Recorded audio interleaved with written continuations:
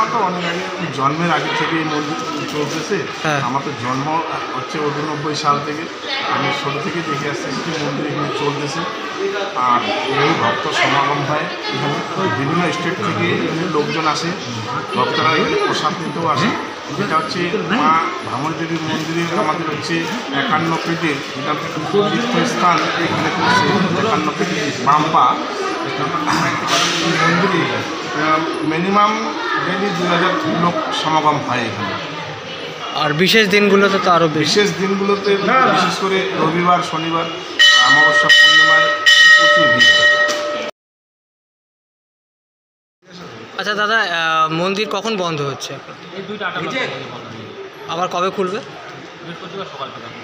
কেমন ভিড় হয় মন্দিরে প্রত্যেকদিন? কোথা থেকে আসে এখানে ভক্তরা? বিভিন্ন জায়গা থেকে তাও কোথা থেকে আসে? মানে প্রতিবেশী রাজ্য বা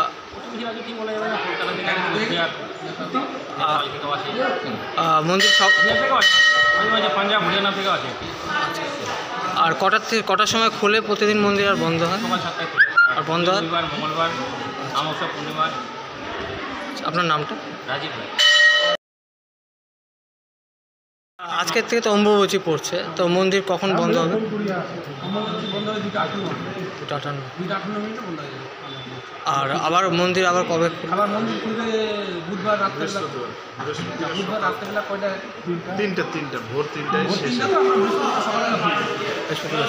আচ্ছা, প্রতিদিন এই মন্দিরে ভক্তদের কেমন সমাগম হয়? কত ভক্ত এসে থাকে?